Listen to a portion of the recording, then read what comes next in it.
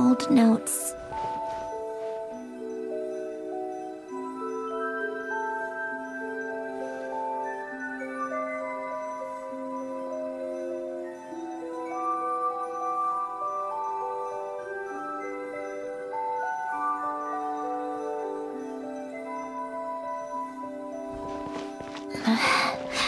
Polonia. Oh, I played with these when I was little, during the first few months after I was created. At first, Alen and I would play together, but it didn't take long for me to become unbeatable. Yeah, logic and math puzzles. Those happen to be my specialty. It's been so long. What do you say? Should we play a few rounds? Let's go with this one.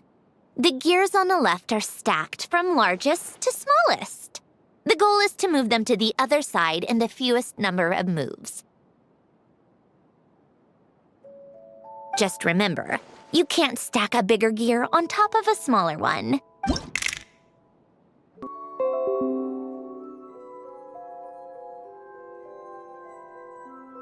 Before Alen was bedbound, this is where he would teach me about mechanics. I would sit and listen, chiming in with questions here and there. Later on, when he got too sick, I took over and would work on Polonia here.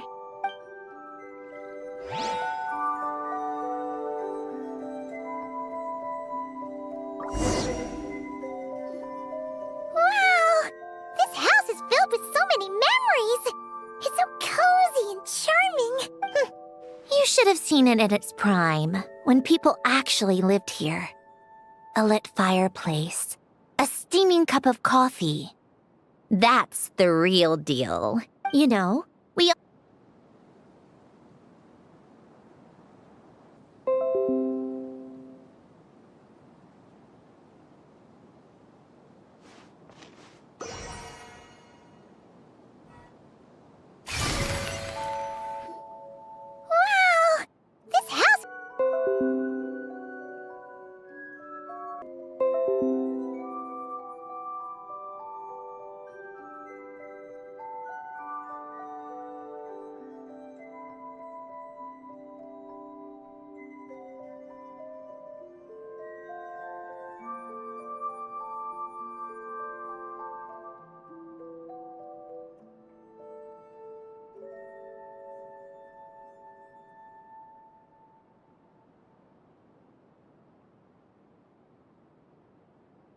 But I managed to teach myself. Music theory is essentially math, after all. Once you learn the patterns, it's not really that difficult. I loved perusing Alen's collection of classical music. The chords and harmonies felt like individual mathematical puzzles. It was fascinating. So I did so.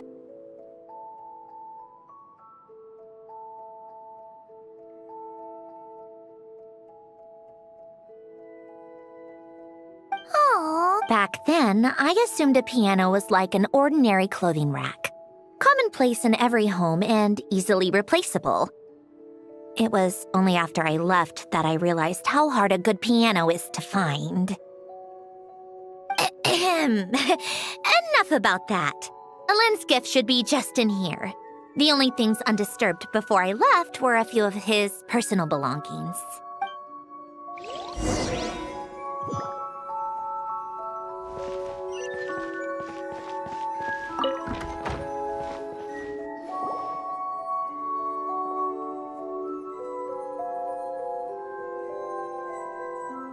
Wait, there's a hidden compartment at the back of this box.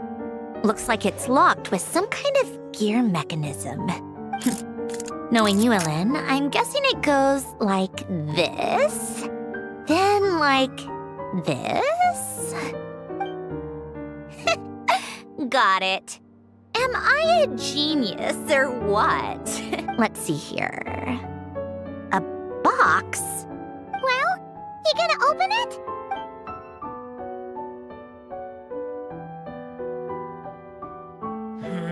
It's heavier than I was expecting. Just how much stuff is in here?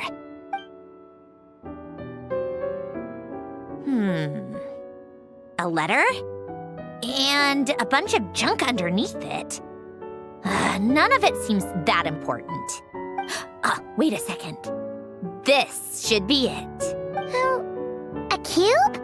It's a multidimensional algorithmic core. Ellen would use it to store information. Only Polonia and I have access. All right, I'll start looking into the core and the letter.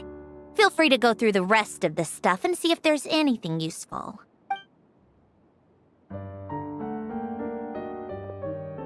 Okay. Hold on. There's another picture in here. This one has writing on the back. A snapshot of you playing among the plants shortly after you were born. You seem to like these flowers a lot. May you grow and flourish just as they do. Huh? Wow! Look how happy you are in this picture. You've changed a lot since then, huh? What's that supposed to mean? Just that you come off kind of aggressive sometimes. Or, annoyed at everyone around you? Well then, people should stop being so annoying. It's not like I'm the one with the problem. Of course not. Oh, here's something else. Looks like a piece of paper torn out from somewhere.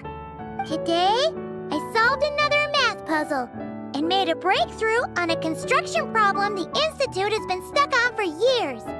Am I a genius or what? No, wait, that's From now on, I should have people address me as Her Highness the Clockwork Princess, Unraveler of all reason. Nope. No more of that. I thought I tore this page out. You wrote this? Then how did it get... Wait, there's more writing at the bottom. You seem to have developed a distaste for this particular entry, considering I found it in the trash. I'm sorry, but I could not help but hold on to it. Forgive me. Helen! Don't be embarrassed. Everyone goes through a phase like that. Nonsense. I wasn't even the one who wrote that. It must have been Polonia. That's enough. I told you it was Polonia. You know what? We're done with this. No more rifling around in the box. Just put it down and let me read the letter. To my little clockwork princess.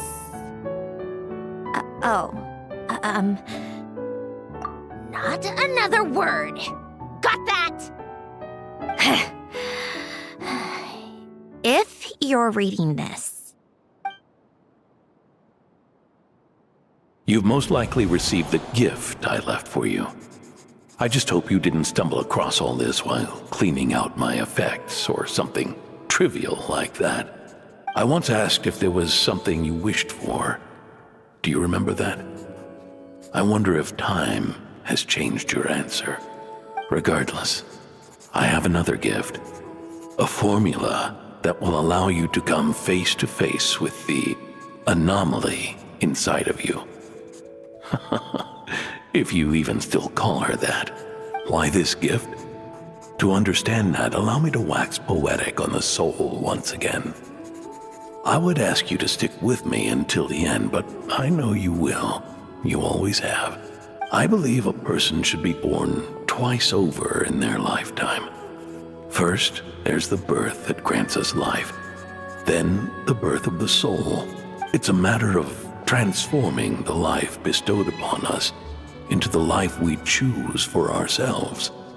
And to do that, we must look inward. We must make a conscious choice to define the meaning of our life instead of allowing the happenstance of our existence to pass us by. This is the process of recognizing the soul that lives within us.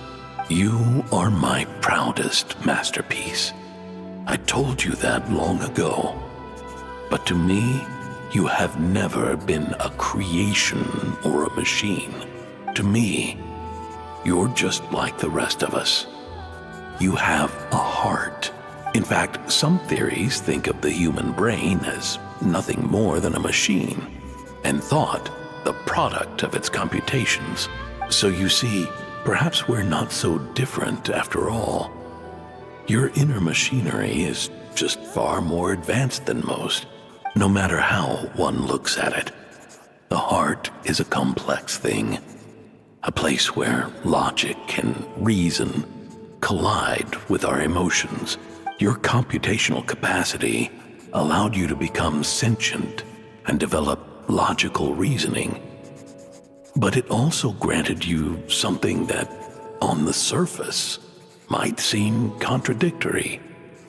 Emotion. Emotions and logic often clash with each other, and those instances of discord can accumulate over time. That is the source of what you refer to as the anomalies within you. As you told me once, you've always known what you don't want, yet you've never wished for anything in particular. Similar to how a blind person can feel when a part of their body is in pain without being able to fully visualize its form. Such is your relationship with your soul. So, what I leave you now is this: a formula that will allow you to see the shape of your soul. For if you want to protect your heart, you must first be able to recognize it within yourself. Of course. Whether you use it is entirely up to you. You are, and always have been, free to do as you wish, regardless, whether by my formula or some other means. I trust you will know your heart one day. You always were a fast learner, and the smartest person I've ever known. Ellen. Oh. I'm fine.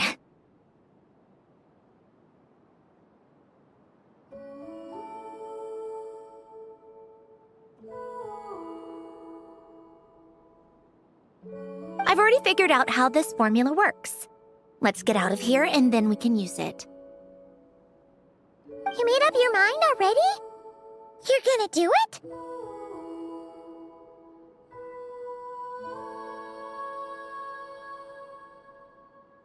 Why wouldn't I? Resolving the anomalies within my core is the reason I came here in the first place. No, I can do this on my own. But, do you want to watch? What do you mean? I already know what anomaly I need to resolve. Like Ellen said, she's an amalgamation of all the times my logic algorithms have clashed with my emotions. And by resolve, you mean that literally? Or... Yes.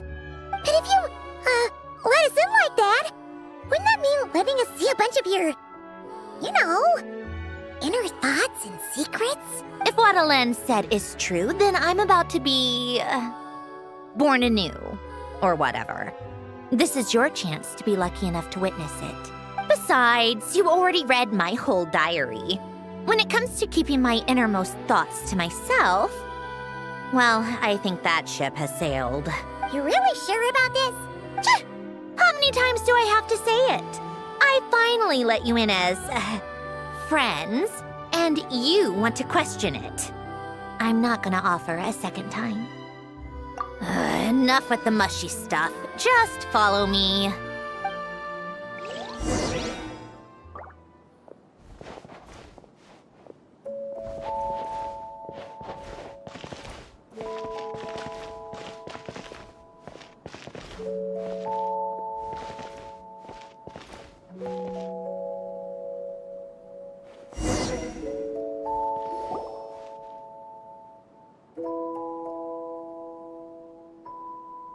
All right. With the numerological array, I can construct a simple formula that will allow you to experience what I see and hear in real time.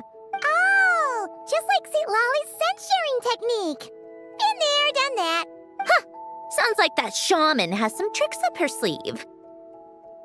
The arcane and the mathematical are both fundamental laws of this world. being able to achieve a similar result through both isn't surprising. Anyway, let's get this show on the road. But no comments from the peanut gallery, okay? I know I offered, but I still don't want any interruptions.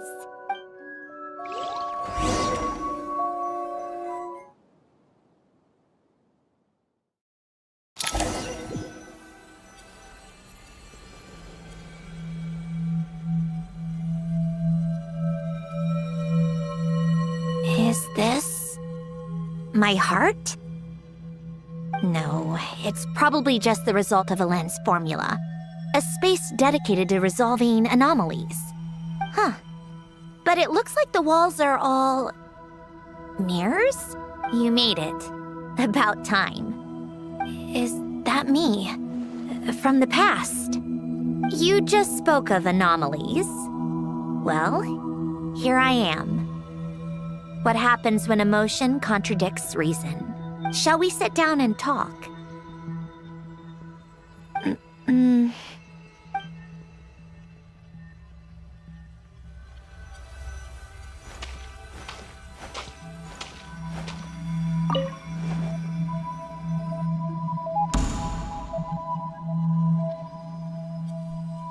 That should do it.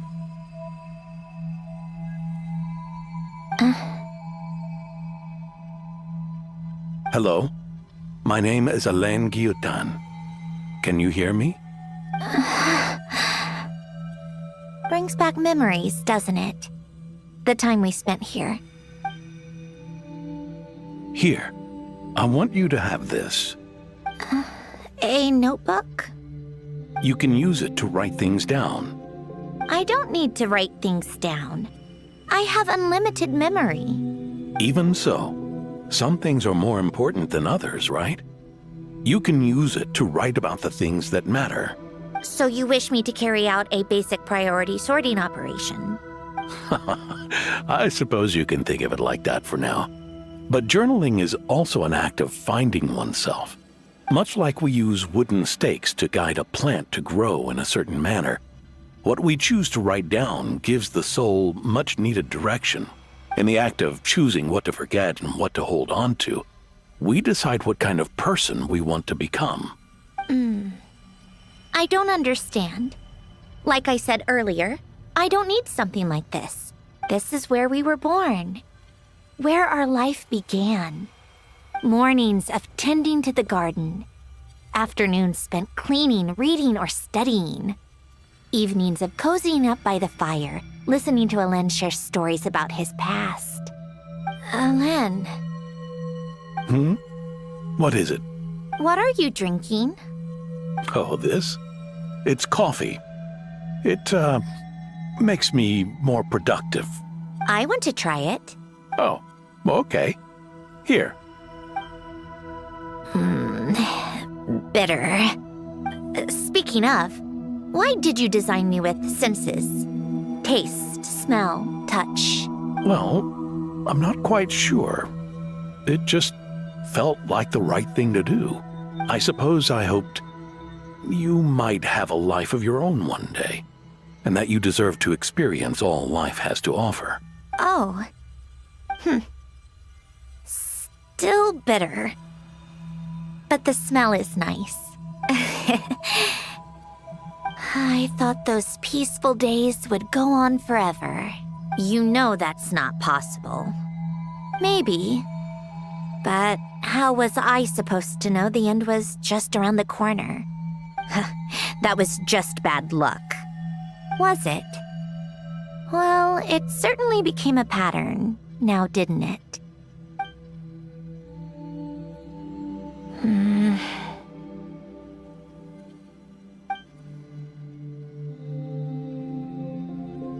Over time, one of the habits we picked up from Alain was a love of coffee.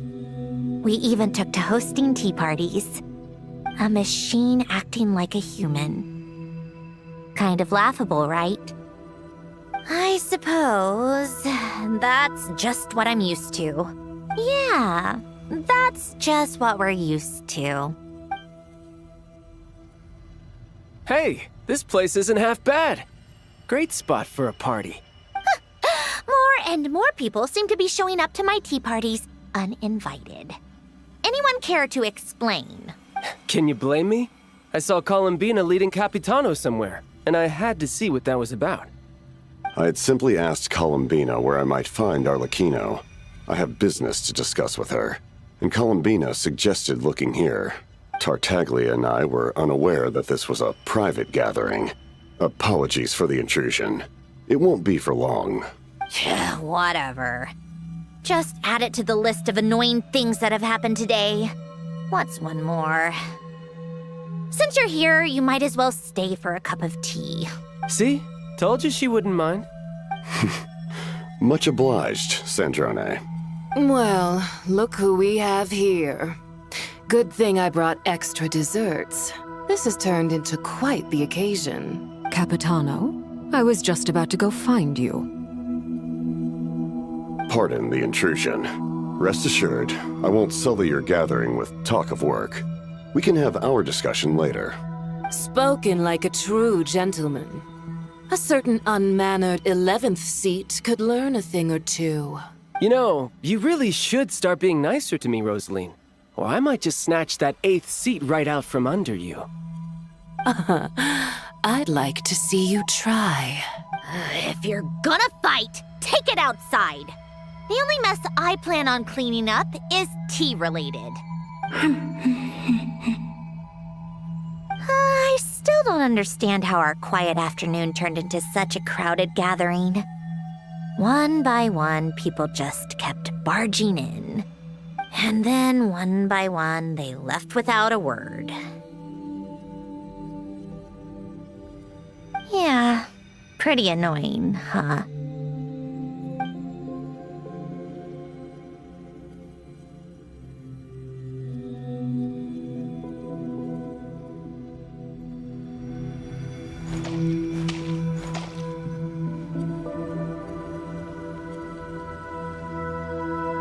Of all my days with the Fatui, the times I spent with you, Arlecchino, and Rosaline, they were my favorite. Goodbye, Sandrone.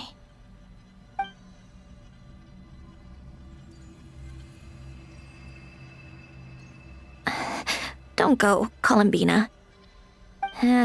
We should have just said that. Why didn't we? If we had, would the story have had a different ending? She couldn't stay. There was no future for her here. She would have just faded away. You're right. I suppose that's why you call me an anomaly. Every time you make a decision, there's a voice inside your heart. My voice, asking to contradict all logic and reason. Why didn't we make her stay? Is it worse to fight for something just to lose it? Or not to have fought at all? Don't you find it unfair? One by one, we keep losing the things we care about the most. But in the end, whether I want to fight for something or cry over all we've lost, you just push it down and pretend not to hear.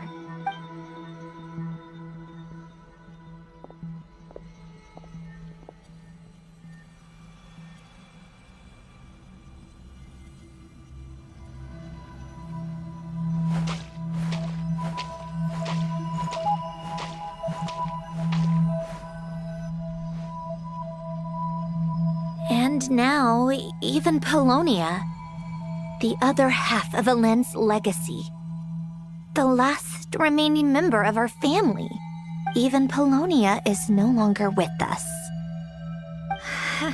I did everything I could, but it's just like Helen always said. Polonia was one of a kind. There was no replicating what he managed to create. Don't you feel like our connection to the past is fading bit by bit? Like, even the things we have left are slowly slipping away. I suppose. But you can't move through life without having to say goodbye. And even as we experience loss, there are always new things to be gained. Ever so logical. What's your take, then? It feels like the more I care about something, the faster the world takes it away. It sounds so stupid, but I can't help it. That's the hand life has dealt me time and time again.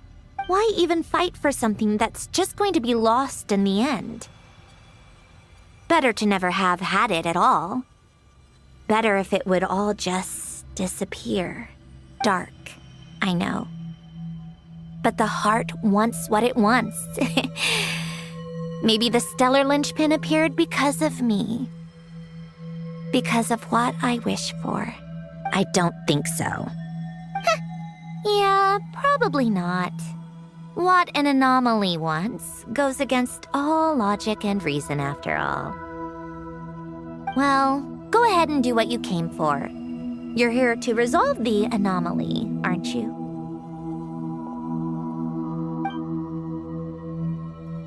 Yes. What's it gonna be? Keeping me imprisoned here like before?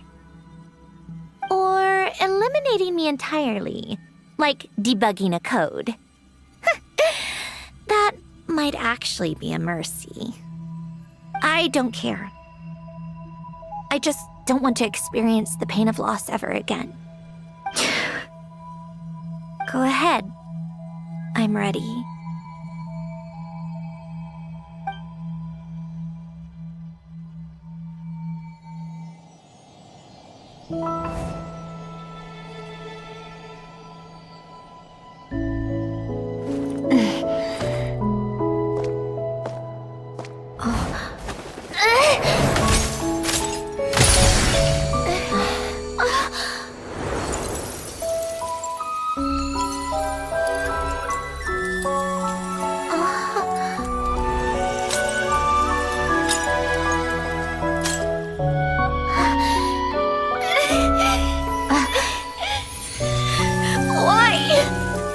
Why do we keep losing everything we care about?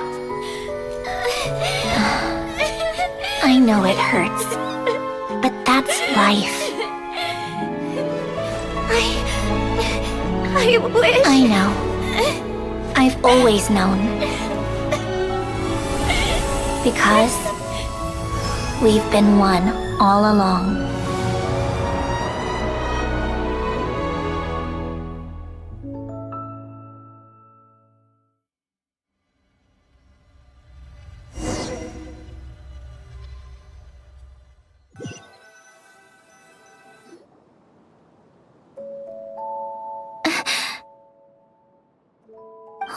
Cendrone!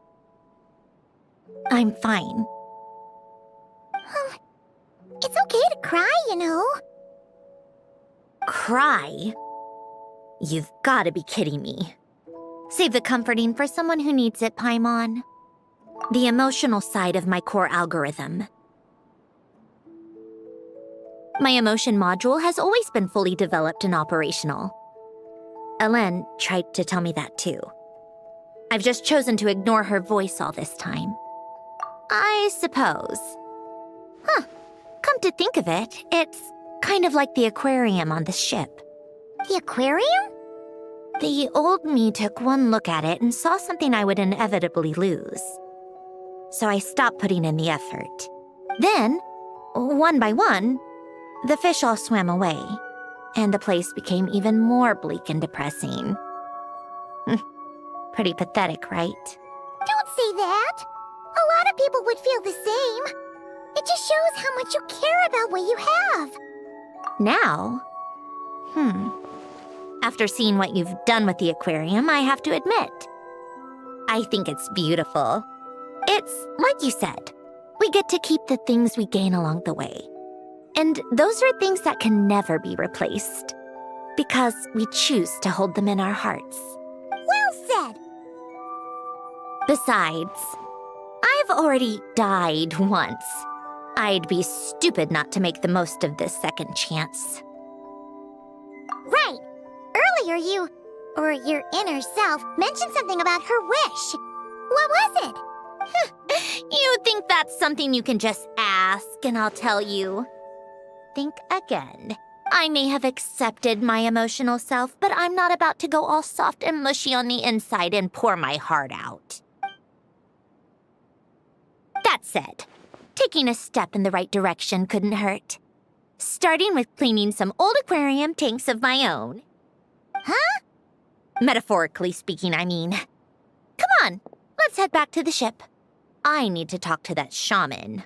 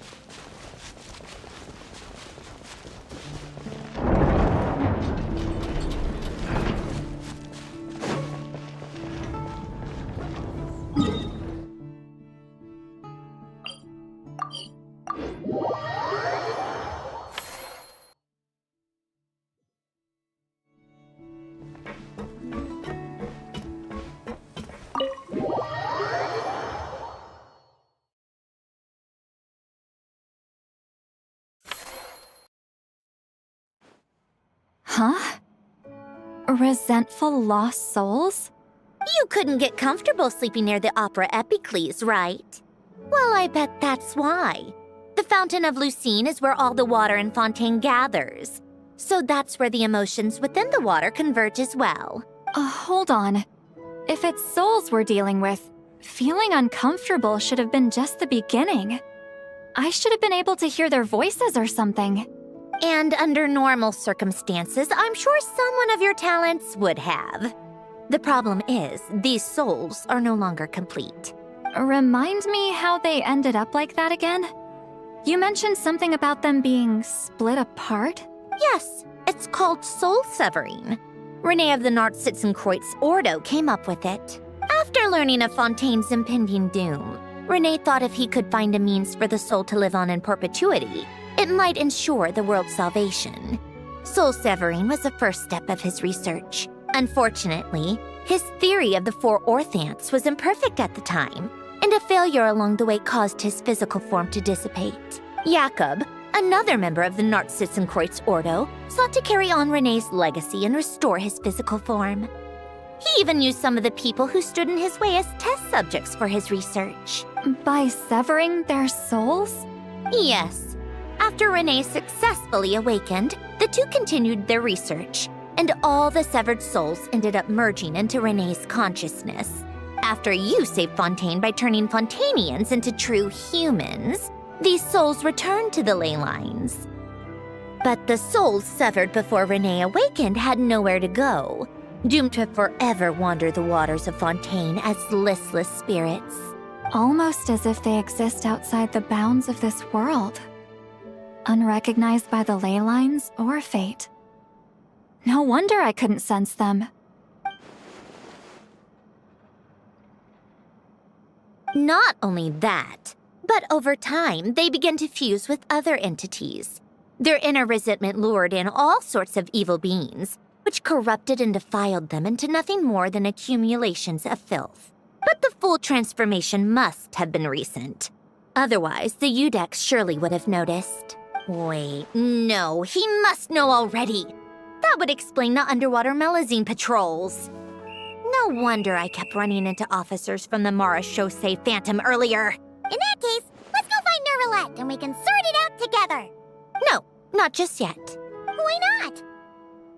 For one, the diplomatic castle alone would be a nightmare. Even though I haven't reported back to Snezhnaya yet, I'm not planning to leave the Fatui anytime soon. Besides, with me here, success is a done deal. Involving other people would just complicate things. All I need is for Miss Seatlolly to help pinpoint the location of this monstrosity. Think you can do it? With my eyes closed. This is what I do. I'm a lot better at it than manning a desk, at least. But, how exactly do you plan on resolving this soul stuff? Even to me, there's no obvious answer. Seems pretty complicated, all things considered. Just trust me. I have the perfect solution. Oh, all right. If you're that confident, we'll follow your lead. Why the sudden interest in helping Fontaine with this, Androne?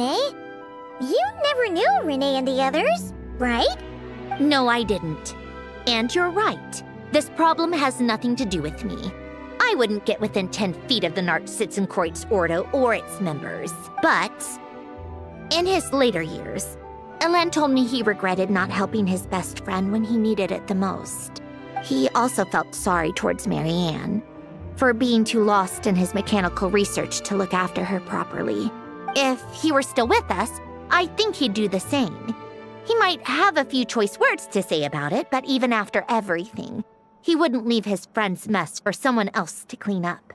Friends shouldn't hold grudges or leave behind regrets. Fixing what happened between him and Renee was one of his greatest wishes. All I'm doing is fulfilling it in his stead. You know, you really do seem a little different now. You mean everything that just happened wasn't for nothing?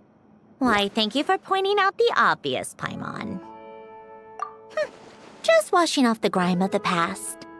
Turns out, a lot can build up after being ignored for so long. What's this about aquarium tanks all of a sudden? They go off on some grand adventure and what? Now they have their own private code? Stupid. All right then, Seatlolly. Tracking this thing down is up to you.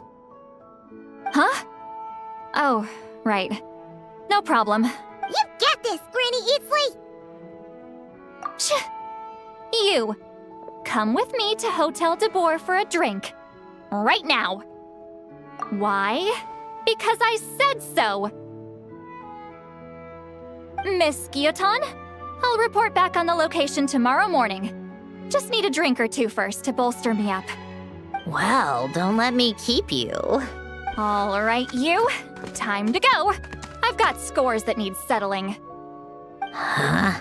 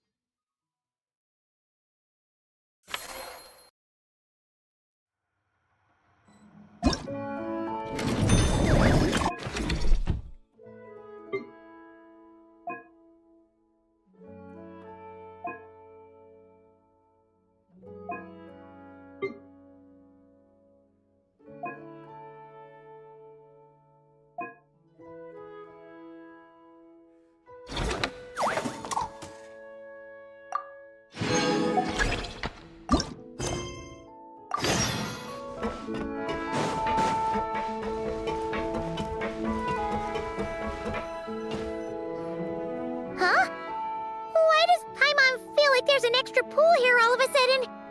What does that sign say? Danger! Keep away! Oh, what does that mean? It means exactly what it says. Ah! Cedrone! You made Paimon jump! Did you put this sign here? Yes, with the intention of keeping any curious cats well away. What's so special about this pool? It's full of piranhas.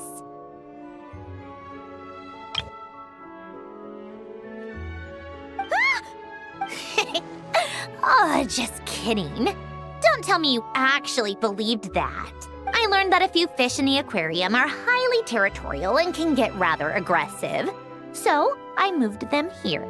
Don't scare Paimon like that! So, this place is like a special quarantine zone for aggro fishies? Exactly. The water in this pool is much deeper and there's a lot more space. It helps calm down the more territorial fish. I also asked Sejuine at the Fortress of Meropide for some special bait to help mellow them out a bit. Oh, wow! So, you really do care about the fishies' well-being. I don't think anyone wants to see the aquarium turn into a bloodbath. That's for sure. Anyway, why don't you leave this to us? If you insist. When the fish in the pool feel comfortable enough to swim to the surface, it means they're on the mend. So, once they're all relaxed and happy, we can put them back in the aquarium? Where you put them is up to you. All I'm responsible for is scooping up the unruly ones and moving them here in the first place. Understood. But that sign is way too scary. Maybe we can change it for something a little less terrifying? If you want. They're your fish, so I'll leave it up to you.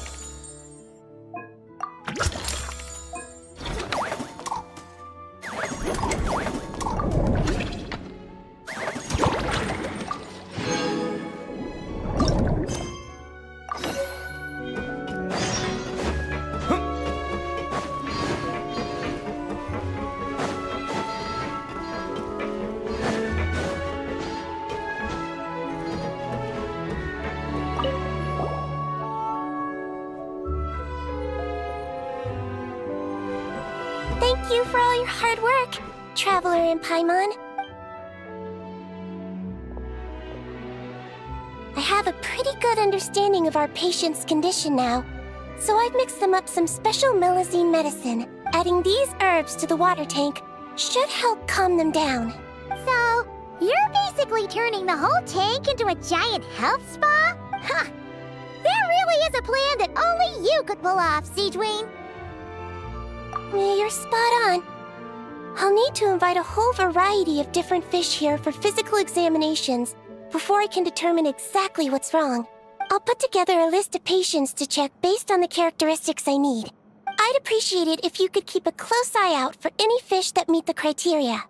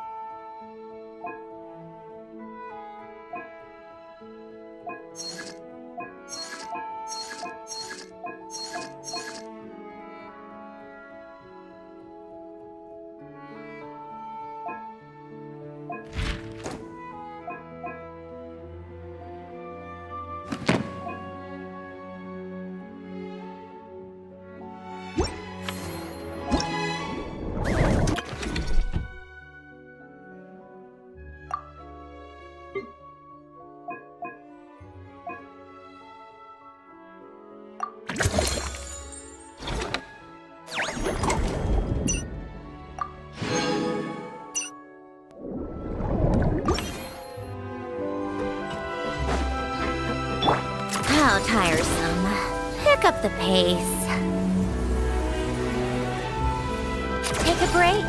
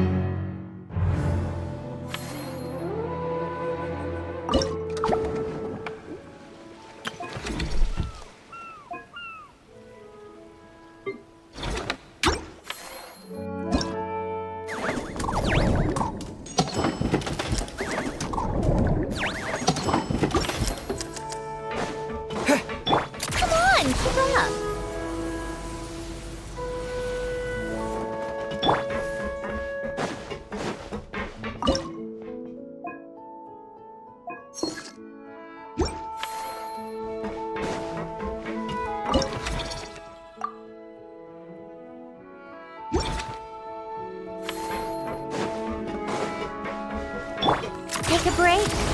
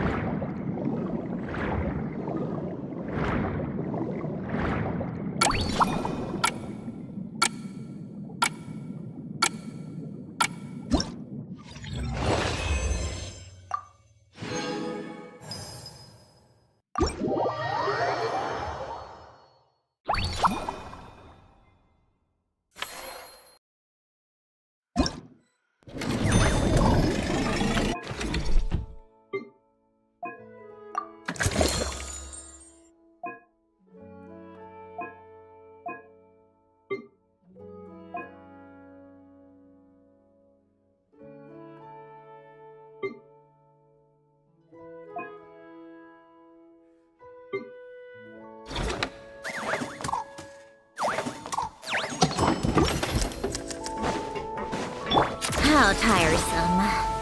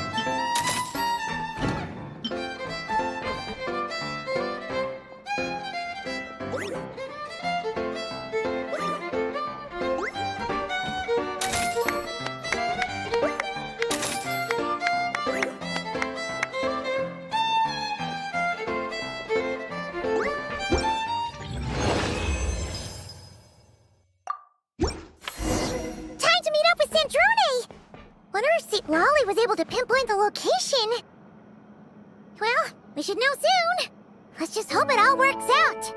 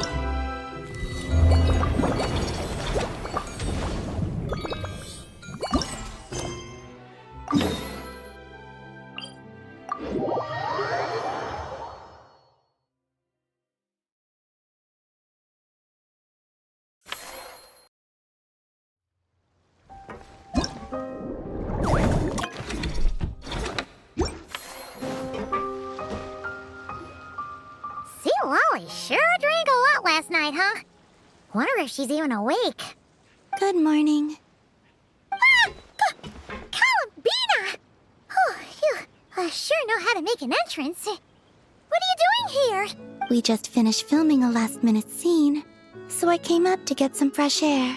The others are still down below discussing what the final scene should be. You mean, how it should end? Yes, they're torn between whether the heroine should reunite with her old friend or not. Ah, because the whole point is that she came to her friend's homeland to search for her, right? Oh, Paimon almost forgot the plot. Yes. Director Farina and Miss Chiori think a tragic ending where the two never meet would be more poignant. But Director Xavier thinks having the two reunite would make for a more touching and heartwarming ending. Me? I'm not sure. On a personal level, of course I want to see her again. Of course I want to experience that moment where we reunite. Even if it's just for the cameras. But that means an actor would have to take her place. And that makes me feel... Oh. Huh? Yeah, don't look so worried. Making a film is supposed to be fun. Besides, it's all gonna work out. You can trust Paimon on that. Work out? How? Well, you know. Yep, exactly. Okay, I trust you. I'll just focus on having fun for now. Well, well, look who we have here. Traveler and Paimon. Oh, the lighting specialist and clapper loader that never were. Yeah. We kinda went AWOL, didn't we? Sorry about that. Seriously, don't worry about it. Everything's going smoothly on our end, so just do what you need to do. You seem to be in better spirits now, Miss Columbina. I apologize if our earlier discussion put you on the spot. It's okay, I'm fine now. The Traveler and Paimon talked me through it. So, what are your thoughts on the ending then? Should we have them reunite or not? We should tie everything up in bows. Huh?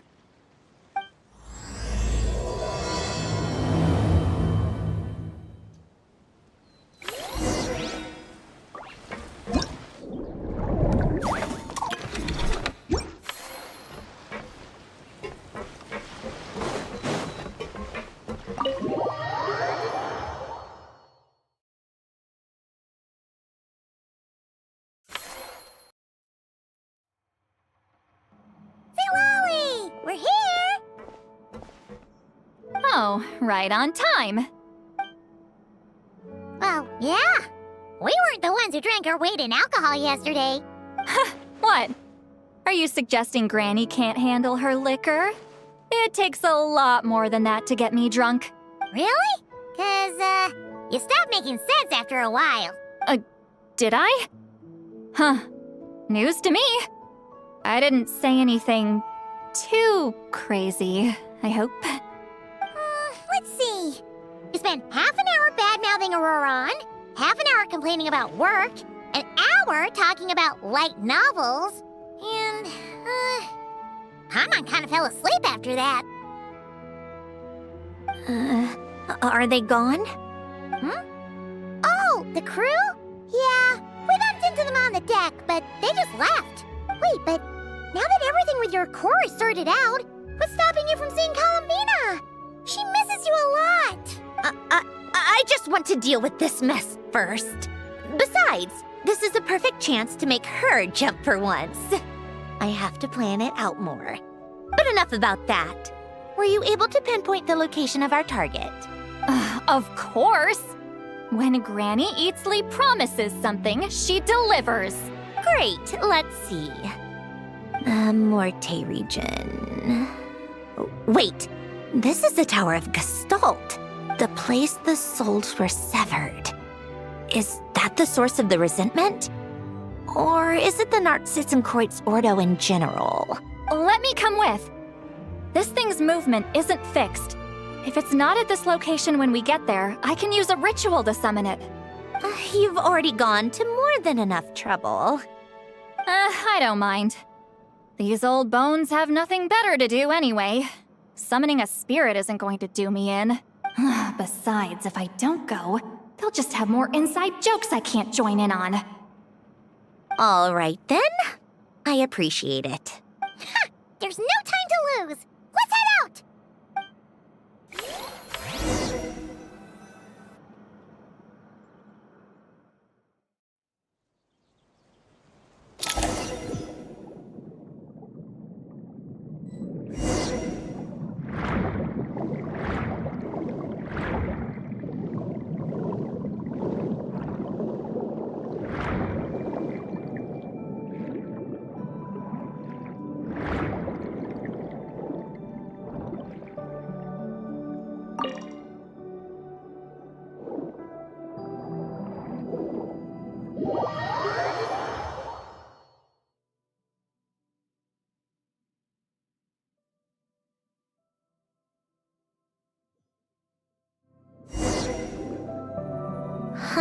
No sign of it so far. Should I start the summoning ritual? Let's drain the water from this floor of the tower first. It'll make it easier to move around. Wait, we can do that? Of course. Alan and Renee both saw the future that awaited Fontaine and even shared a few methods for waterproofing buildings. The principle behind it is, not important. Just unlock the mechanisms in the order I tell you.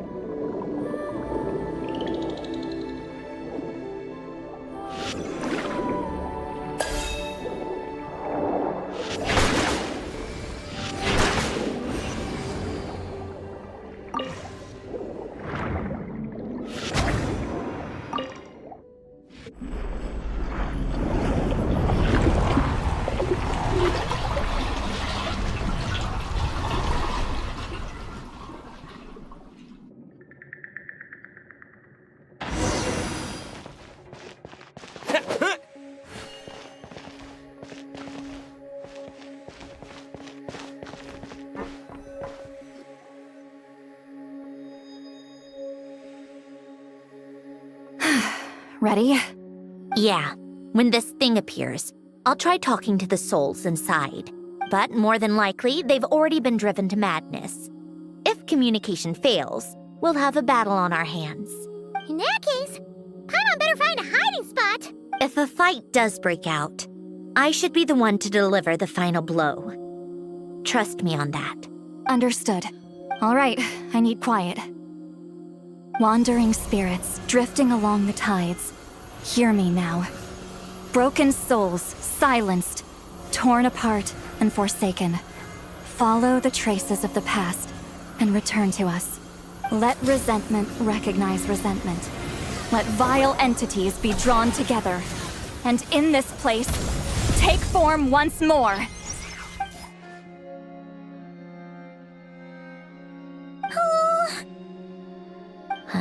What now? Is that it? This is exactly why I deal in math, not magic. How are we supposed to know what stage the spell is at? It's like there's no logic to speak of. Mechanical science is so much easier to... Watch out!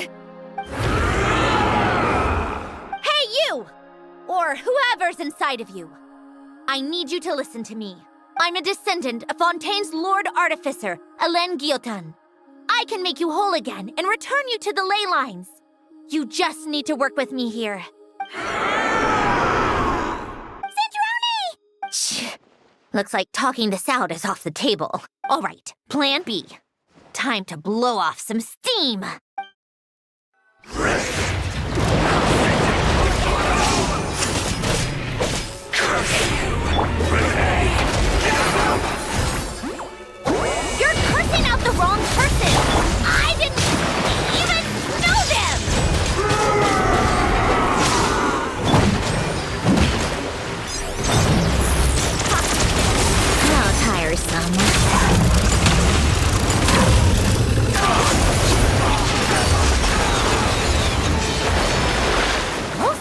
already did. But you still have a chance to return to the ley lines and reunite with your family. Just work with me here.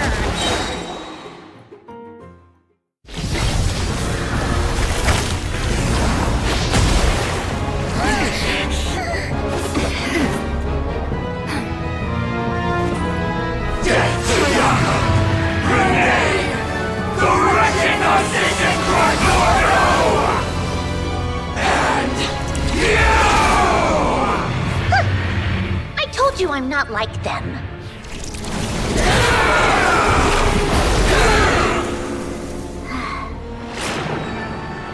I'm stronger. Inverted. World formula. Reversion.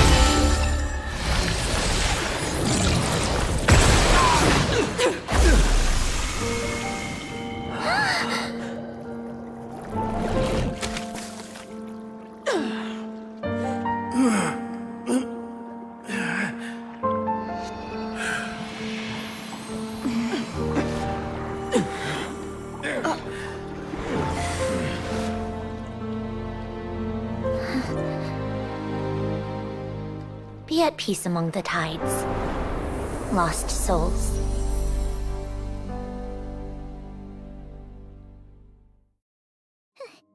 Is it over?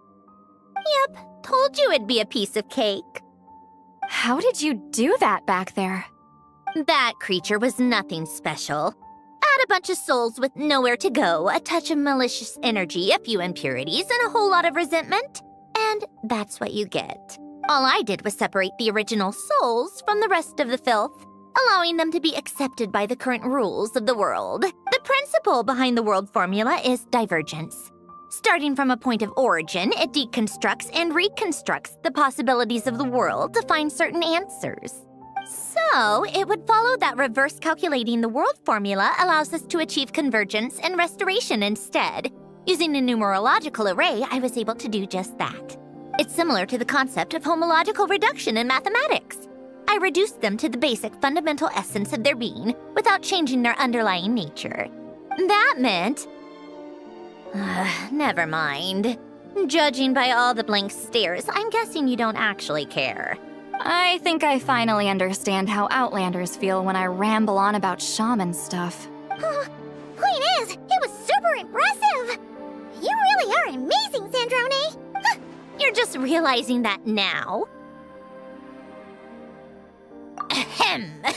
Enough about that. We should get going.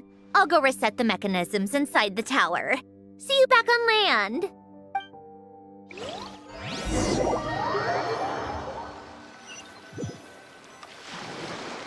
Well, that's one old mess for the books.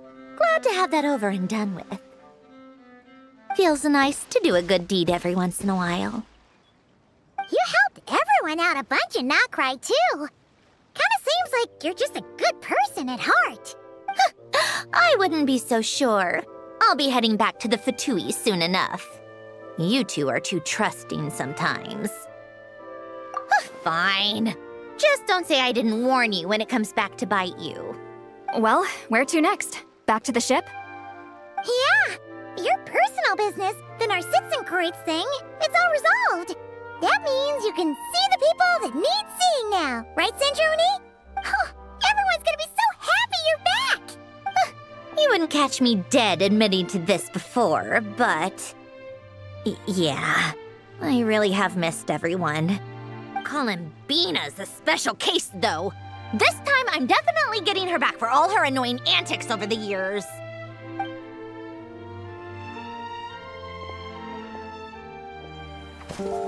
She'll sense me coming from a mile off. How am I gonna...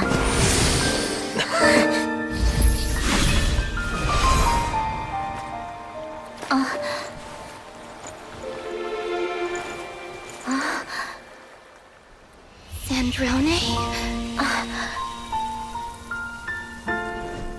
Is it really you?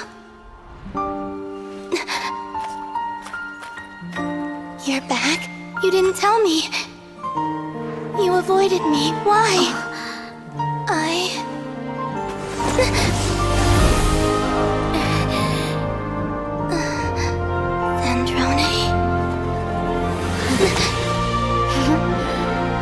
Now we're even.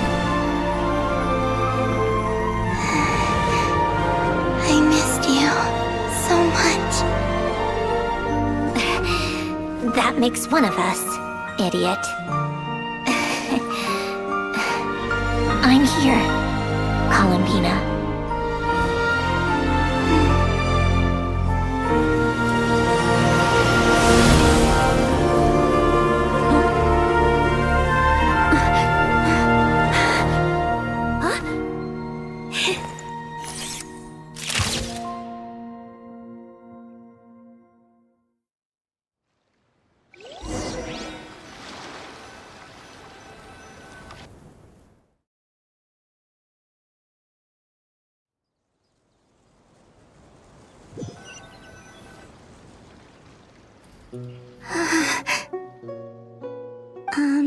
Sandrone.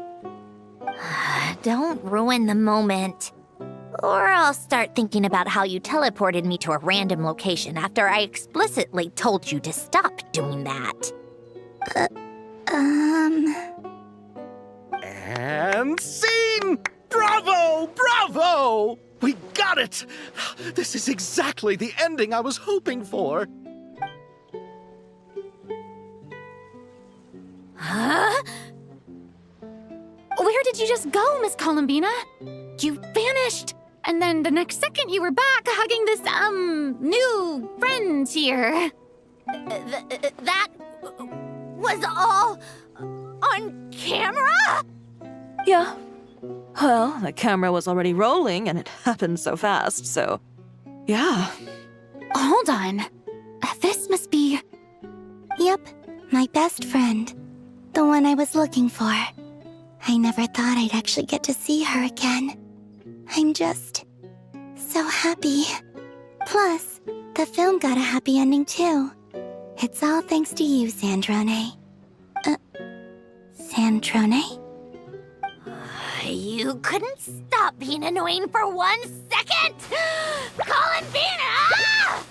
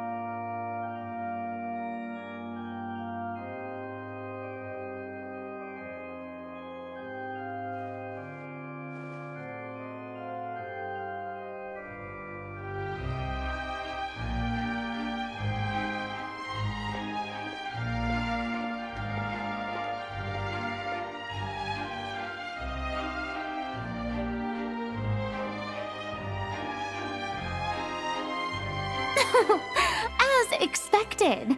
Going to the opera house is the true way to enjoy a film. You get to see the audience's reaction in real time, too. The ending seemed to be received quite well. Paimon can't believe you let us include that in the final cut, Sandrone! You even agreed to help us reshoot a couple of shots. Thanks a million. Most of it was caught on camera already, so it's not like I had much of a choice. Besides, the film I'm in is going to be anything less than perfect. What are you laughing at? Nothing. It was just interesting to see us on screen together. I'm glad this moment is going to be preserved forever. Just a pity we didn't take home the Farina Award this time around. Well, artistic films can rarely compete with commercial ones. You should have prepared yourself for this the minute you changed the script. True. Oh, did I hear someone mention the Farina Award? Come on, don't gloat! I won't. Our crew winning the Farina Award was a team effort after all. Costume design, script adaptation. Ooh, and the practical effects were so realistic. The flames and explosions even made me jump while we were filming. A lot of the effects were based on actual items the Special Patrol confiscated from criminals. Who knew they'd serve another purpose, right? But it turned out amazing! Really brought the thrilling scenes from the novel to life. Fontaine's film industry is seriously impressive. Which film did you vote for, Silali? Isn't it obvious? Great Detective Herlock, of course! That's the whole reason I'm here! You all should be proud, though. A lot of critics are saying really good things about your film, too. Longing and loss, searching for something even after it's gone. It's a film that makes you think about life and how important it is to explore those themes. Well, that is what the art of storytelling is for. Watching a film with friends is so much fun! There's so much to talk about! Ooh, let's throw a celebration later then! We're all old friends. Oh, we could find a place and chat to our heart's content.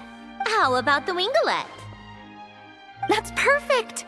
Friends and family are more than welcome too. So if you want to bring people, don't be shy. You all can head over first and make yourselves at home. I'll bring over some refreshments in a bit. I just have one more stop to make first. Can I come? Fine. Not like you'd listen if I tried to stop you.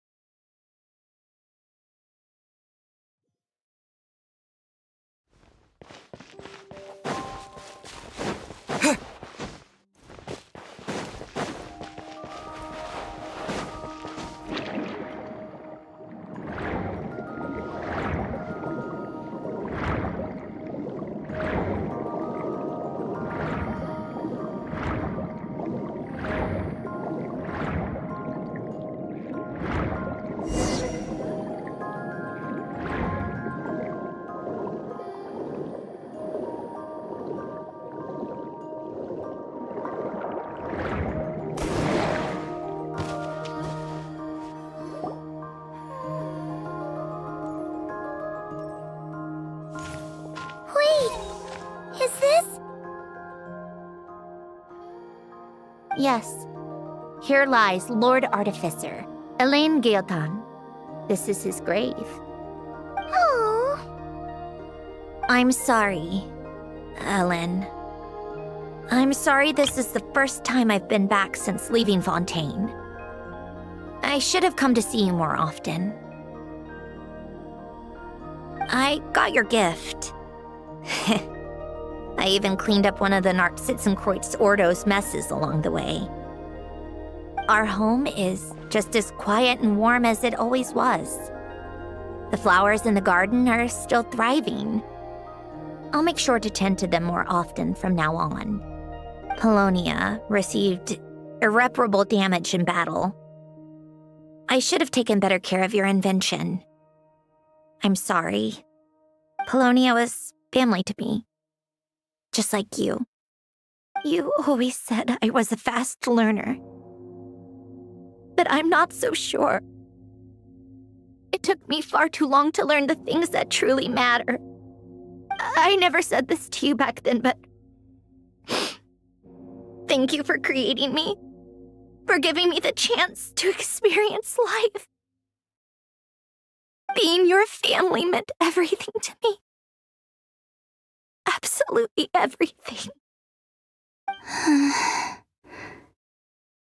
Can I say a few words as well, Sandrone? Don't need my permission. Hello, Mr. Guillotin. I'm Sandrone's friend. You don't need to worry. Sandrone is doing great. Not only is she a brilliant scholar, she's made a whole bunch of friends, too. And she takes great care of them. As if. She'll never admit it, but she's always there when her friends need it the most. I wouldn't even be here without her. So, if she ever needs help, her friends will be there in a heartbeat, including me. That's what best friends are for. Columbina. What else? Oh, she likes drinking bitter coffee, listening to piano music when she can't sleep. Turns out she even likes giving hugs. No, wait! Don't tell him all that! Huh? I don't understand. I didn't think you'd want to hide things from him. Well, yeah, but there are still things I don't want to say. Okay. I'll come by myself and tell him for you then. That's not what I meant. All right. Enough with the speeches. If no one has anything else to add, let's just leave it there. Should we say a few words too? Kinda seems like Columbina said it all. Oh, great idea!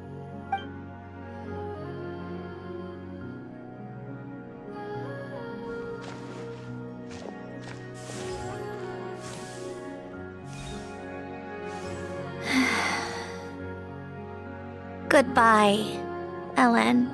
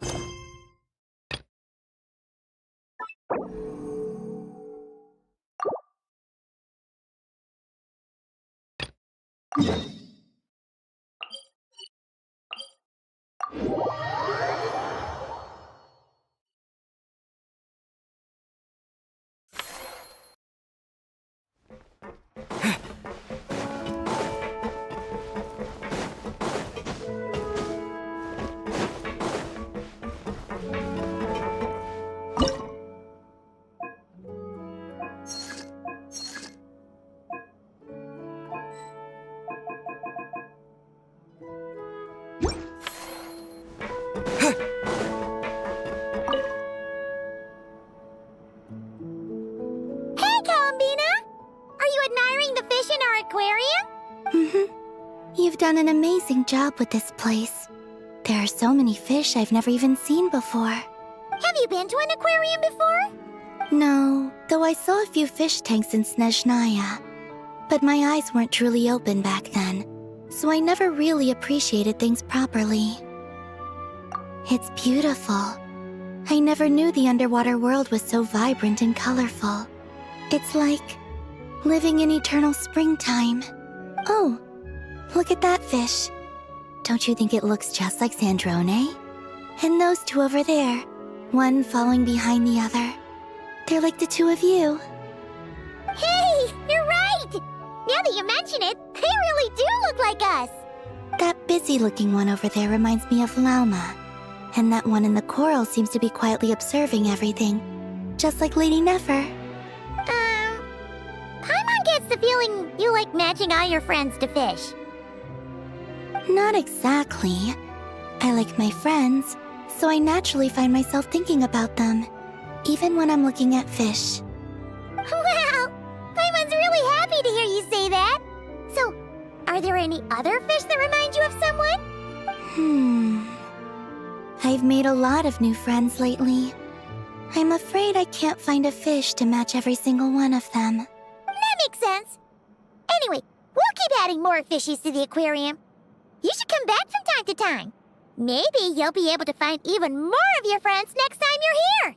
You're going to put my friends in the aquarium? Of course not! Paimon's talking about fishy look-alike friends, you big silly.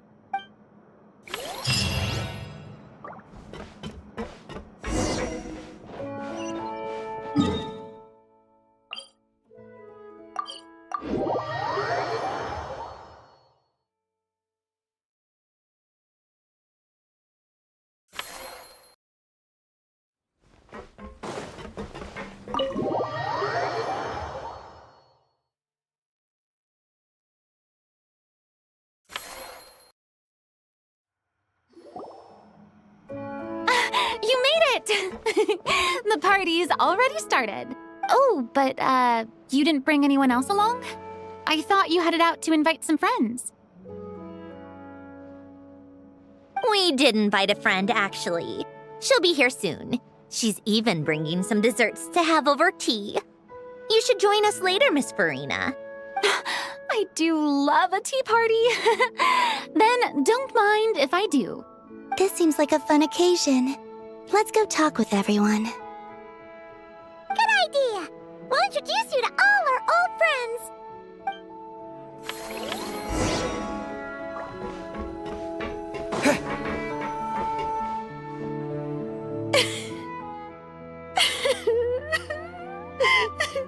What a dream come true!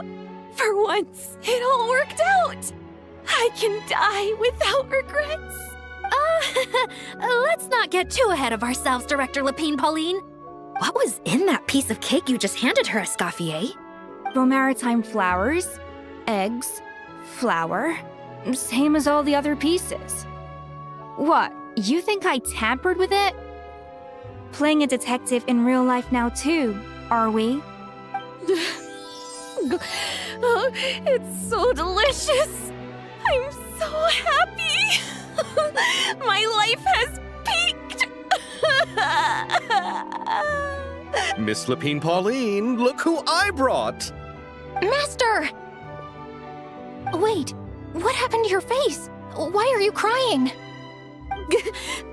Never mind my face. Here, let me introduce you. This is Miss Charlotte and Miss Escoffier. Things are sounding lively over here. Oh, look who it is! Perfect timing. I was so busy with the shoot, I feel like we barely got to talk. And the elusive Miss Guillotin. It's great to see you.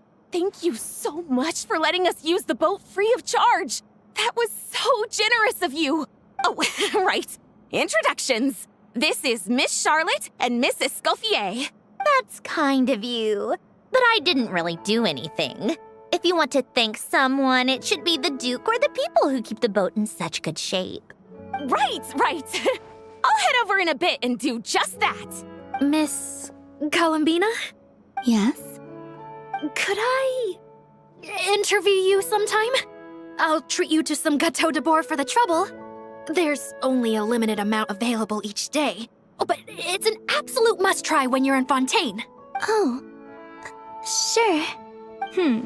Bold of you to use my own cake as a bribe right in front of me. You know what? When else are we all going to be together like this? Come on, everyone! Grab your drinks!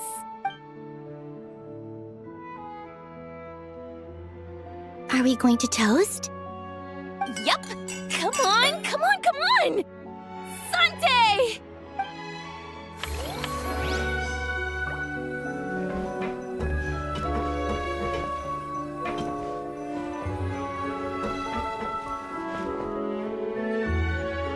Granny Eatsley, you're really not going to let us borrow these cute little stuffed toys for our magic show?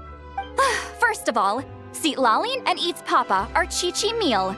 They have inauspicious stars sealed within them, and they're my helpers, not toys. But the Grin Malkin Cat and Boggle Cat box are Linny and Lynette's helpers. And they still make good partners on stage. Agreed.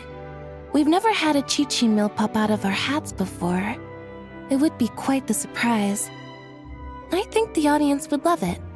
If this was the Masters of the Night Wind, these kids wouldn't have even had the guts to say my name, let alone pester me like this. I'm terrible at dealing with requests like this. Oh, Traveler, quick, save me! You think you're so funny. Lady Sandrone, Lady Columbina. Hello. Don't look at me like that. I don't have any mechanisms for you to break. Don't be fooled by my sister's demeanor, Lady Sandrone. She's just as delighted as the rest of us to have you back. Well, I suppose when I'm not so busy, I could find some time when Arlecchino is around and bring over a few gifts to the House of the Hearth. You're too kind, Lady Sandrone.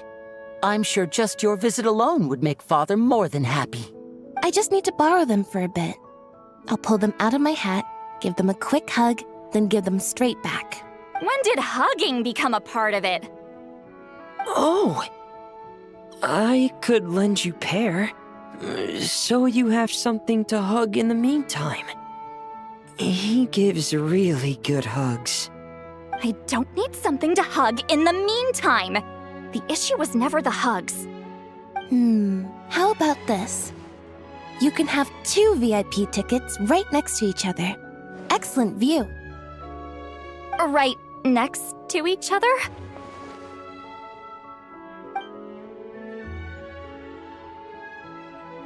Yep, super quiet. No one will bother you. I'm sure you'll have a great time. Fine.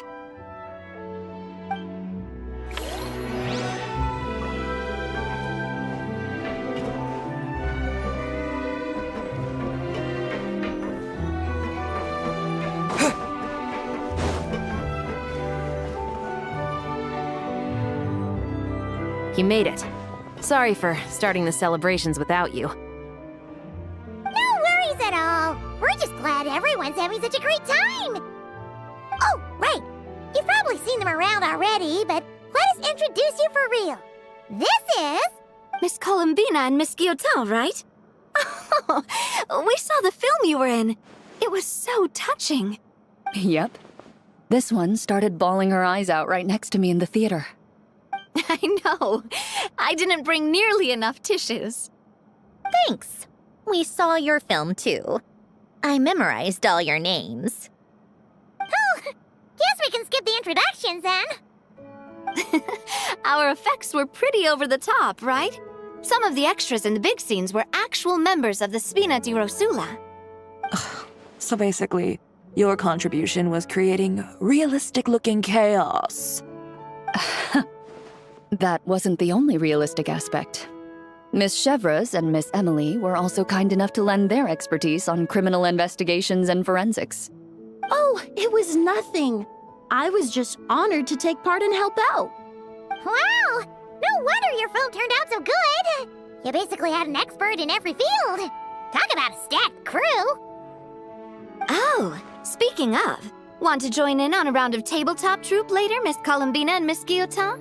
I mean, what better place for a party than a party? Here we go again. That sounds interesting. Yes! Persuasion successful!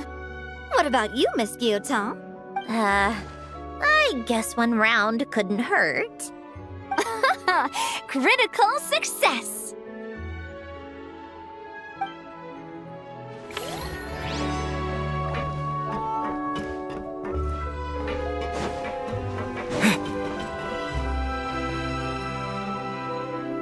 Wait a second!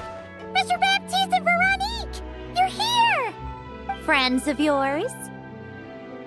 Veronique is the prop manager for Musketeer Pictures, and Mr. Baptiste is the author of The Two Musketeers. Yeah, former prop manager. Now we're just 2 criminals serving our time. Thanks to Duke Risley and Nurse Sigewin looking out for us. Not too bad, actually.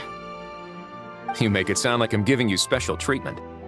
I just think the method of justice you chose to pursue is one people can respect. You are far too modest, Your Grace.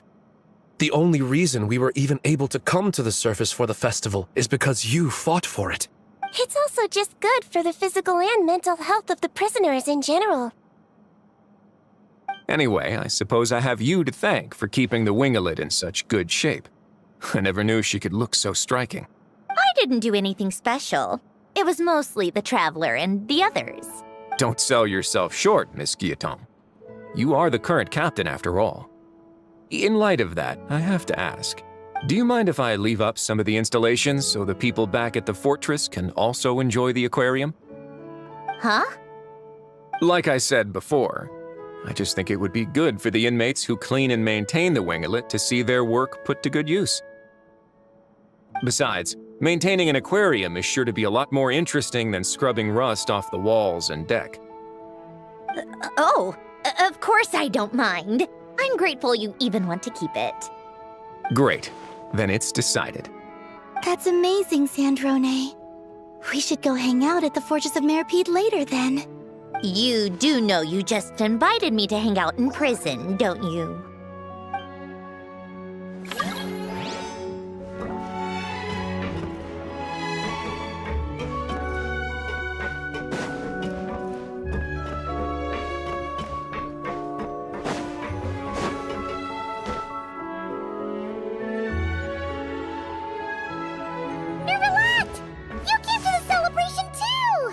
Yes.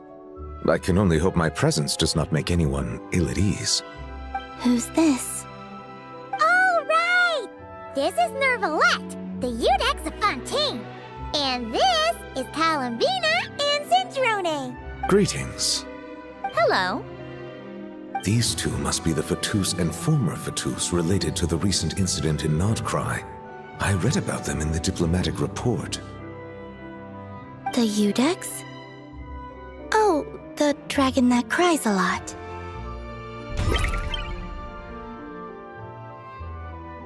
Oh, well... Jeez, Columbina. That's your takeaway from all those Fatui meetings? Seriously? Is that truly how I'm portrayed in the Fatui's intelligence? You must put a lot of people in prison then.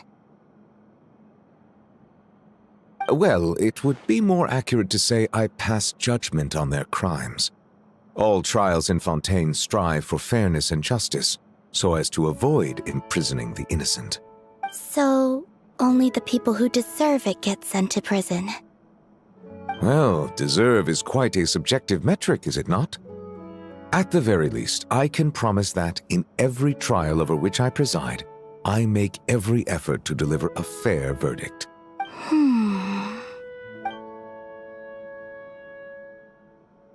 Yeah.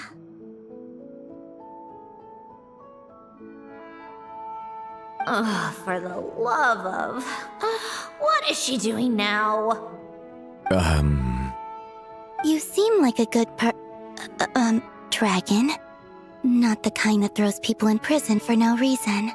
I think we can get along just fine. Thank you? Then she punched me because...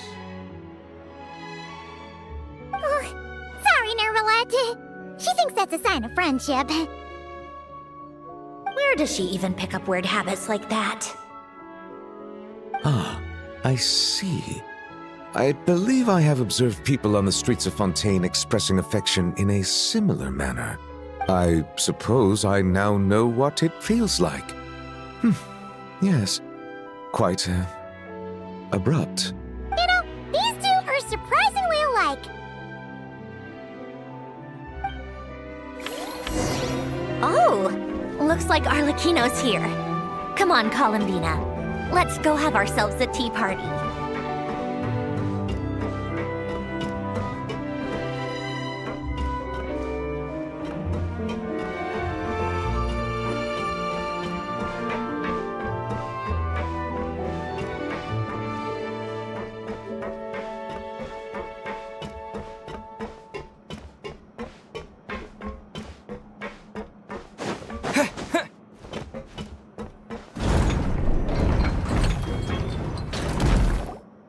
Well, it's been quite some time since the three of us gathered to drink tea like this. Yes, but your tea is as good as ever, Sandrone. Of course it is. The pastries you brought aren't half bad either, Arlecchino. I'm glad to hear it. Are they to your liking, Miss Farina? If I remember correctly, this particular cake is your favorite. Yes, thank you. The tea and pastries are absolutely delicious. I can't believe I'm casually sipping tea with 3 harbingers. Or are some of them former harbingers? Who knows? Due to diplomatic reasons at the time, our last tea party was rather tense. Wasn't it, Miss Farina? You have my apologies. But this is simply a casual gathering of close friends. So I do hope you can relax and enjoy yourself. Of course. I appreciate the hospitality, in both cases. Next time, let me be the one to treat all of you. I'm sure we'd all be delighted to have you join us more often. The same goes for you two. Of course we should do this again! We've all been through thick and thin together by this point. This is nice, Sandrone. It reminds me of the happy times back in Snezhnaya, when things were so lively. Yeah. To be honest, I never thought these gatherings would feel this lively ever again. Well, I think I speak for all of us when I say we're truly glad you're back, Sandrone. Me too. I've realized that holding on to what matters doesn't just mean protecting what you already have. By reaching out and striving for something new, you can gain much more than you think. No, that certainly doesn't sound like something the old you would say. Well, I'm only going to say it once, so don't get used to it. Who knows? Perhaps your tea parties will only get livelier from here on out. Once you return to the Fatui, we'll have more opportunities to keep in touch in any case. I want to spend more time together too. But I don't want to go back to the Fatui. Well, Notcry isn't too far from Snezhnograd. It shouldn't be hard to find a place where we can all get together. Oh, and then I can sing for you, or put on some of your favorite music, just like the old days. Speaking of music, I spotted a mechanical piano below deck. Is it yours, Miss Guillotin? Yes. Reclaimed, I suppose you could say. Why don't you play something for us? Huh? In front of all these people? Yes, why not? You play so well. Yeah, come on! Just a little, please? For the love of... Fine! One piece, and that's it.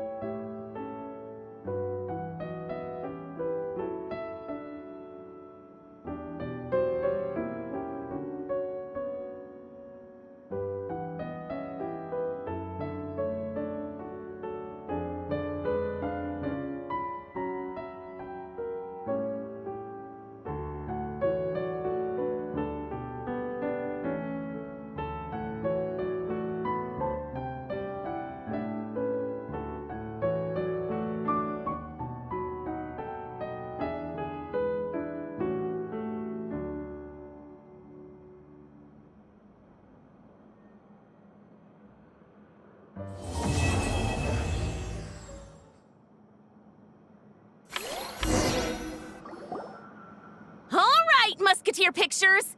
Everyone ready? I'm not sure I should be in this one. Of course you should. You might have primarily helped out another crew this time, but you're still a member of Musketeer Pictures. All right, thanks. I'll still stand a bit off to the side, though. Can I be in the picture too? Of course, Miss Veronique. I would have loved to have you in the last one, too, if circumstances had allowed it. Thank you, Director Xavier. Do I really have to be front and center?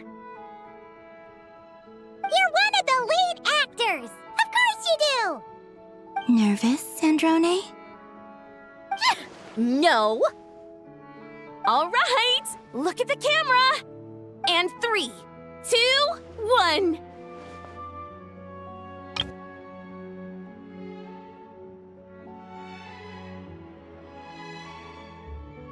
Musketeer Pictures!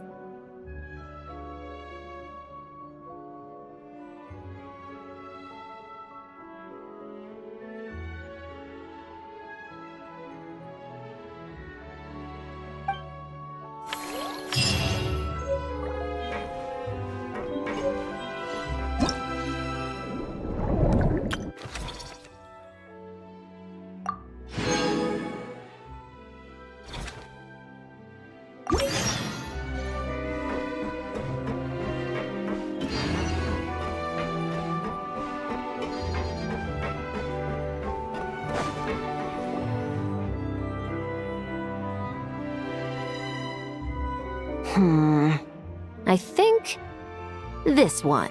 Yes, I see what you mean. Why that one? Look at the color of its tail. It's the most fashionable thing in the whole aquarium. The colors are a bit loud for my taste, but... All right, I'll take it as a compliment. Whoa! Look at all these people! Is everyone here to see the fish? Mm-hmm. I just wrapped up a scene, so I'm taking time out to admire your aquarium. What were you talking about just now? We were trying to decide which fish looks most like Chiori. You guys do that too? Oh, oh well, it was actually Columbina who mentioned it originally. It sounded like fun, and then before we knew it, we were doing it too. So, it's contagious. Oh, look. That one's just like you, Chevreuse. What do you mean? Never still, swimming laps around the tank. Just like you. Training every second of the day.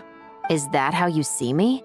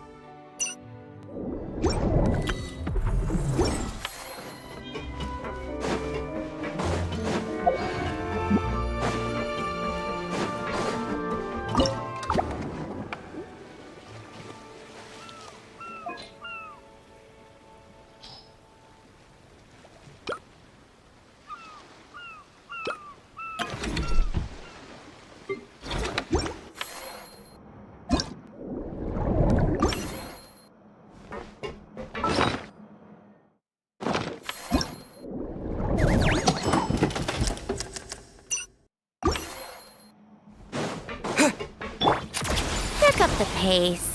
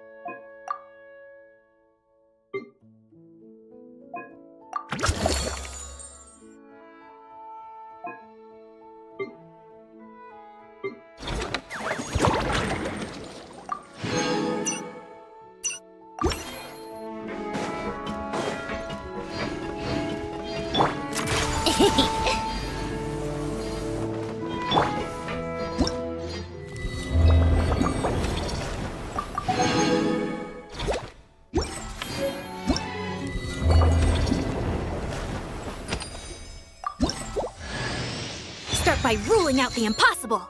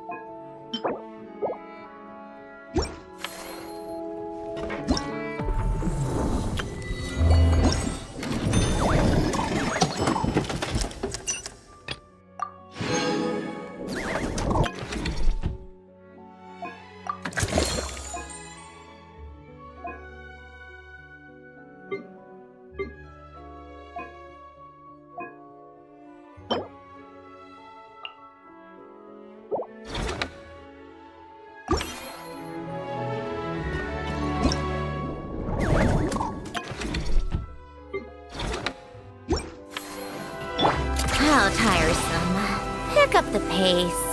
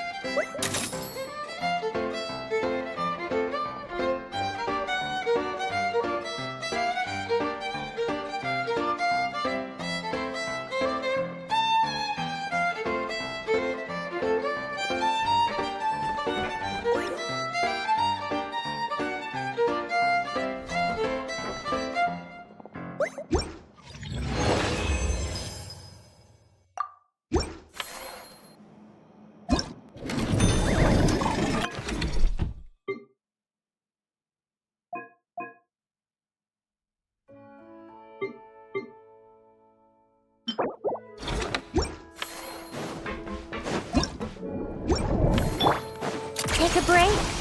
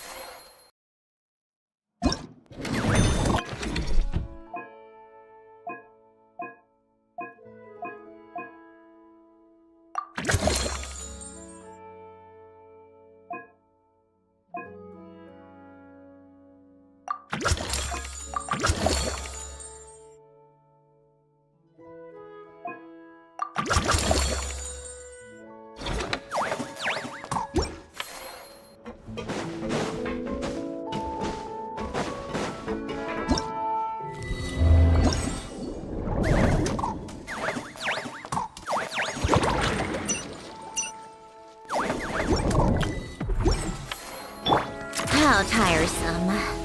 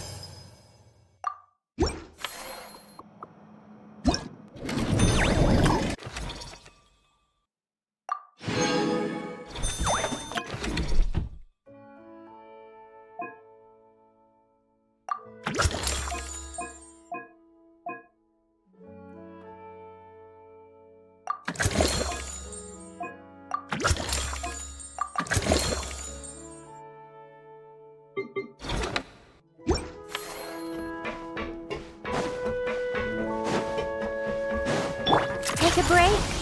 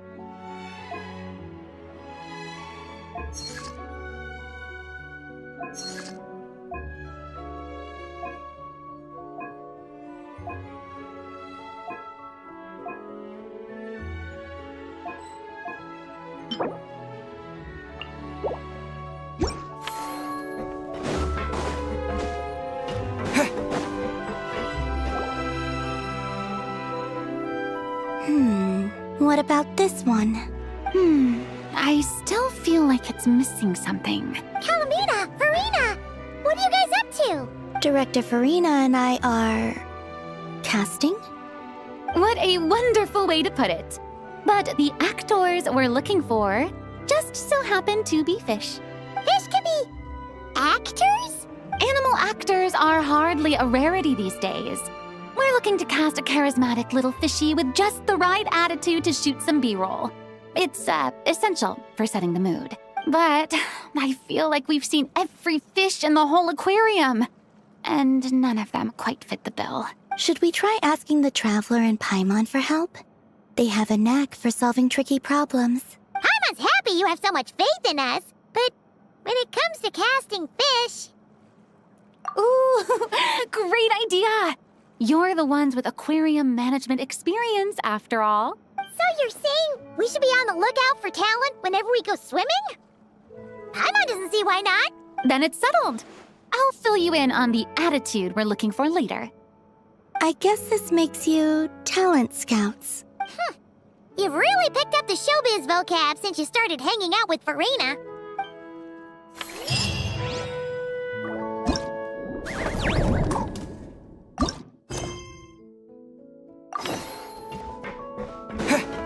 Come on, keep up.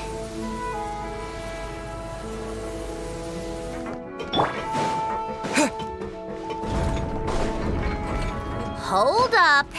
These accounts. Are you sure you haven't miscalculated? Huh? Is something wrong? Have you really made this much profit? Do you really think I'm that petty? I'm just amazed you've done such a good job running the aquarium. Paimon thinks the Fontinalia Film Festival deserves some of the credit. This much revenue. Even after paying off the Wingalet's rent, there's still a sizable profit left over. Not in the least. I have no delusions regarding my business acumen. Constructing machines and studying formulas is where my passions lie. That said, seeing this place transform from a fishless room into what it is now really has felt like a miracle. Well, we owe you credit for lending us the space. It's so rewarding to see all our work bring so many people joy. Don't you think, Sandrone?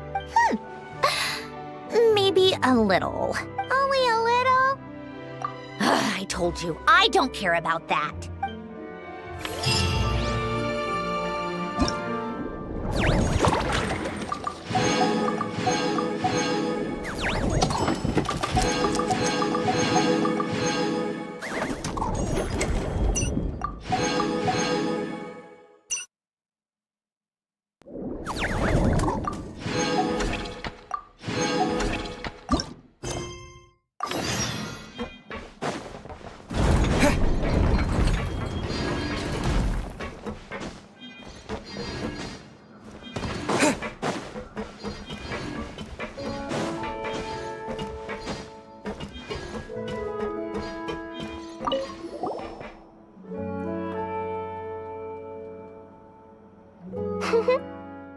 Well-behaved little fish swimming to and fro in spacious, carefully arranged tanks.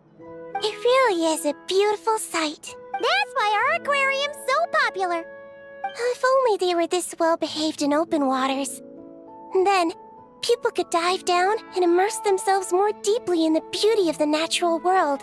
Anyway, thanks to your help, I've got to the bottom of why these fish were so agitated. Over the years, there have been plenty of shipwrecks, and even some absolute scoundrels illegally dumping waste in the sea. A huge amount of man-made junk has sunk to the seabed, piling up and destroying natural habitats. it's this that's caused the fish to become increasingly aggressive. Apparently, a group of divers has already accepted a commission to clean up the junk, but it looks like I'll have to give them a polite kick up the backside and ask them to pick up the pace. Yes, in the meantime, let's continue our work by bringing in as many aggressive little fish as possible to help them relax and recuperate. Isolating the patients from their harmful environment is an important step on the road to recovery. Got it! Just leave it to us! We'll keep our eyes peeled for new patients!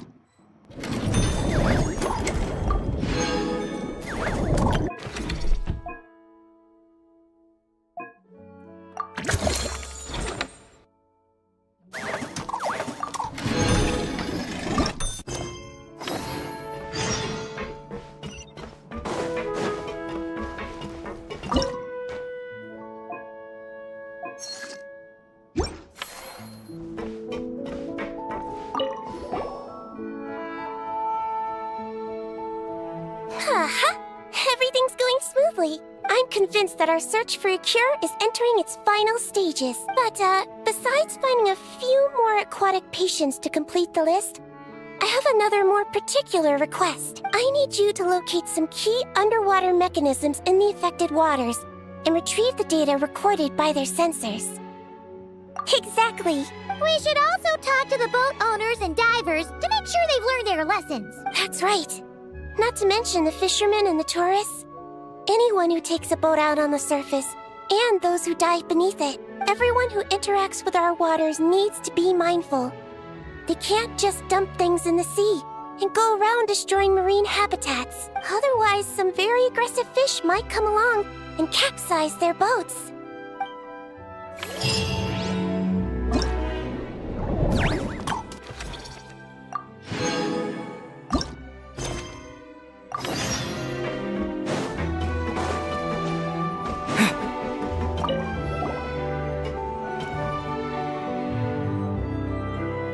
Traveler, Paimon.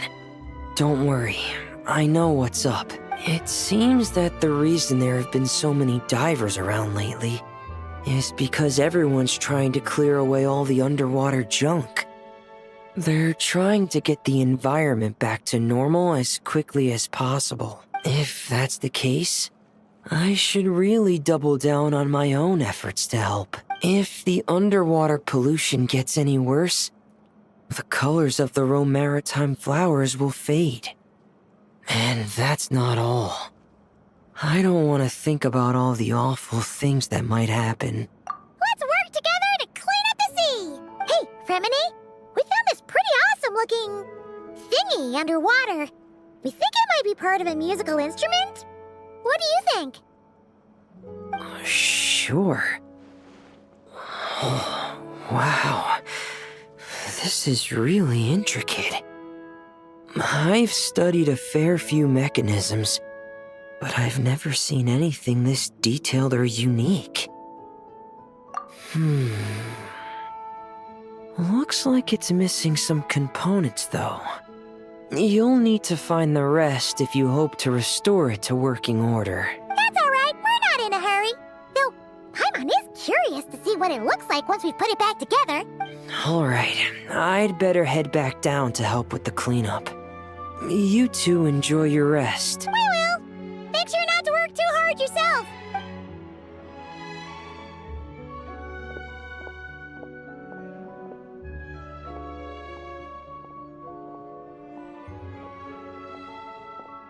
Huh? This thing. Did you fish it out of the sea? We sure did. Do you know what it is? More than that. I know whose it is. I used to sit in the garden and play this thing every day. Huh? So, does that mean it's yours? It was once. It's a mechanical piano that Hélène invented. It can be played by hand, but it also works automatically. Wow! That's incredible! But why was it... When Hélène fell ill, he couldn't bear to listen to the piano anymore. So I got rid of it for him. I never thought I'd see it again. I guess whoever ended up with it played it until it broke, but didn't know how to fix it. Otherwise, it would have never ended up in this state. Of course! Fixing something like this is trivial. The only thing is, it looks to have completely fallen apart. But if you can bring me the missing components, I'll be able to put it back together in no time. All right! We'll keep an eye out whenever we're underwater.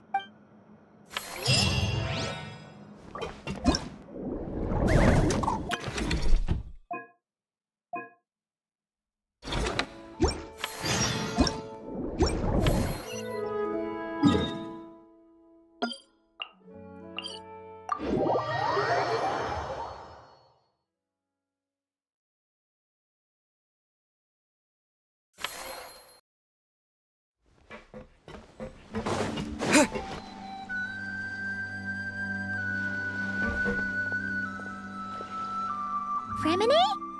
You look exhausted. You haven't been working yourself too hard, have you? Hey! Don't you go hiding inside your diving helmet. We're your friends. You'll feel a lot better if you let it all out. I guess you're right. I bumped into a real piece of work while diving just now. A real piece of work? Yeah. How can I explain it? According to Fontanian law, if an owner of sunken cargo accepts an insurance payout, the cargo becomes unclaimed property. Because of this, some people see diving as a way to get rich. They salvage things others have lost and sell them for more back on dry land. This line of work doesn't require much skill, which means there are plenty of divers who are, well, the sort who only care about money. They often resort to barbaric means to drive away fish and blubber beasts, just to gain access to valuable salvage. It's largely because of people like them that I don't pick up certain commissions. So that's what's bothering you. Huh. Paimon can really sympathize with how you feel. Just now, while I was diving, I ran into someone driving away the wildlife. I mustered up the courage and managed to stop them, but it ended with them saying some pretty unpleasant things. Oh, that's awful. Thanks for the kind offer, but even though it's difficult and leaves me feeling drained, I still want to stand up for what's right and try to make a change myself. I love swimming underwater, seeing the patterns of barrel conches, feeling the breath of the maritime flowers. When the underwater world accepts you, it responds with kindness. I believe that's how we should interact with nature, rather than just selfishly taking whatever we want. Wow, Fremine! Paimon thinks everything you just said was great. See? When you have something you really want to say or do, doesn't it feel much better to just get it off your chest? Fremine? I'm sorry. I'm still a little bit shy. But don't worry. I'll keep working on it. Oh, I almost forgot. Here's the latest underwater survey data. Please take it. I'm sure you'll find it helpful.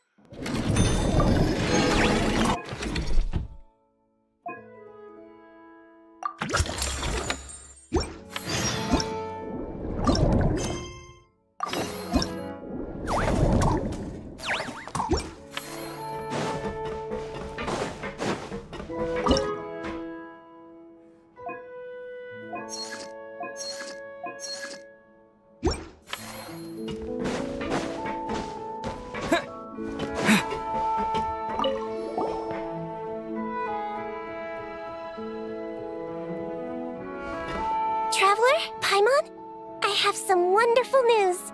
Everything's finally in place. Operation Agrofish De-Escalation has been a huge success.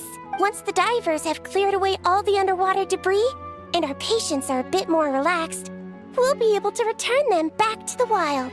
You've been working just as hard as us, Seedween.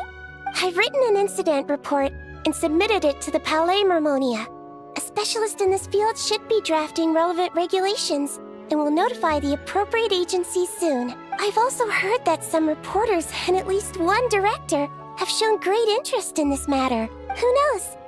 Maybe we'll even get to see a film about the importance of protecting aquatic environments one day. That would be awesome! You can talk to people all you want, but there'll always be careless or stubborn folks who simply won't listen. They need to see something really scary. Make them think that if the environment gets completely ruined, the fish will mutate into giant, invincible monsters and destroy everything. Give everyone who throws junk in the sea the scariest, most terrifying nightmares. That'll teach them to respect nature. What a wonderful idea.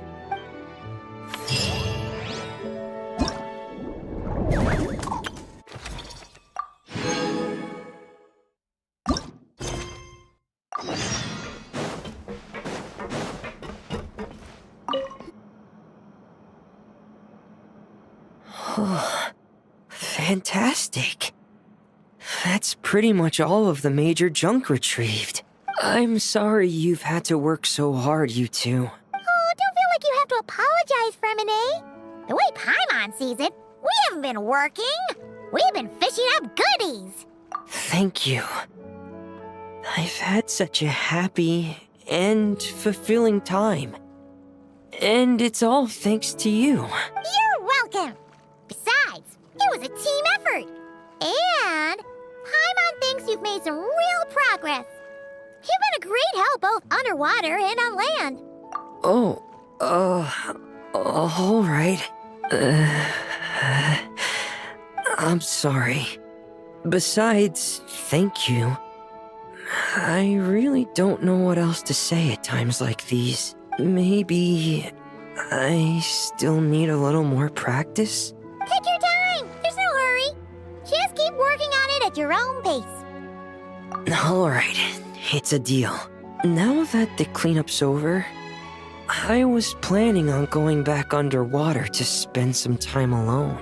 But weirdly enough, after talking with you, even the sky itself seems calmer. I just wanted to share this feeling with you. Anyway, I'd best head back and meet up with Lenny and the others. I'll leave the rest of the underwater survey data with you. I hope you find what you're looking for.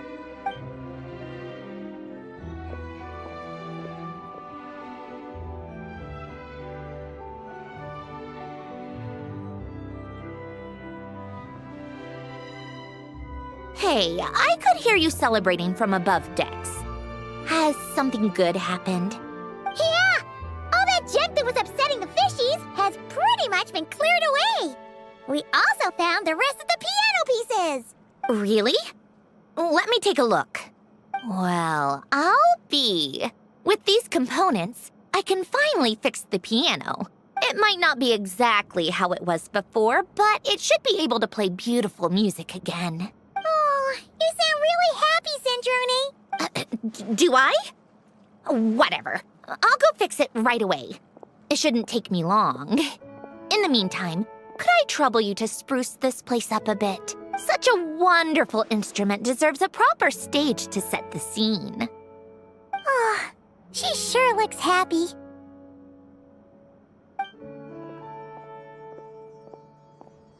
Whoa! What a beautiful piano! Of course it is.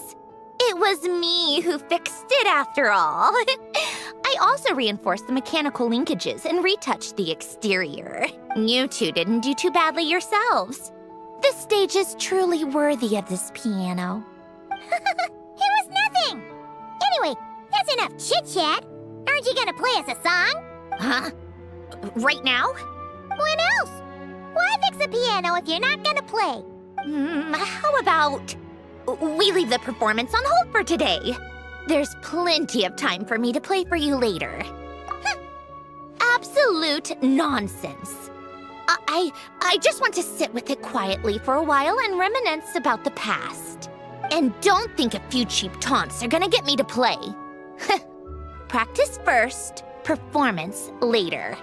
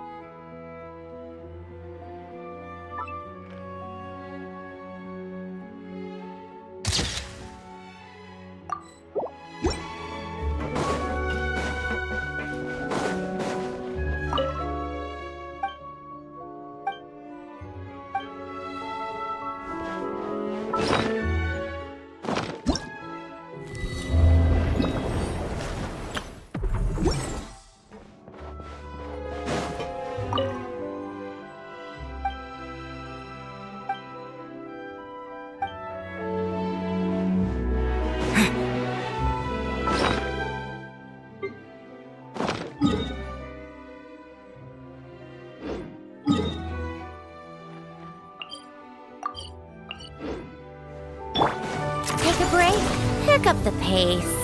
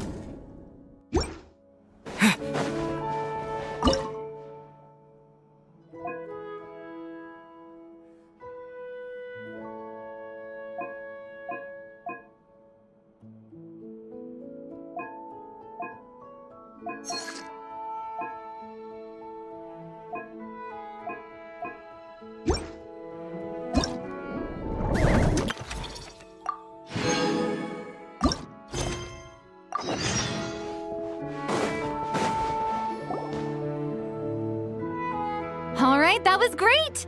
Let's just do one more take. Good. And cut. Farina! Oh, plus Columbina and Shiori too! You're still here? Mm-hmm. We just wrapped up filming our B-roll. Oh, you mean the fishy acting stuff you were doing? How did it all go? Thanks to your help, we found a suitable actor for the role. The shoot went very smoothly. You two have a real talent for this whole aquarium thing. Farina was just telling us how you even inspired her to shoot an underwater documentary. I like it too. I can sense how content the little fish are, swimming around. You've done a great job taking care of their needs. Aww. I just wish this aquarium could stay here forever. That way I'd be able to come and visit whenever I wanted. If you're going to miss it so much, why not add a few more scenic shots to the film? You're right. We should totally shoot some more. Some more fish? Some more shots. Come on now. Lights. Camera. Where's my script supervisor? Everyone, take your positions. Haimon's ready! But calling out takes for fish actors is definitely a new experience, that's for sure.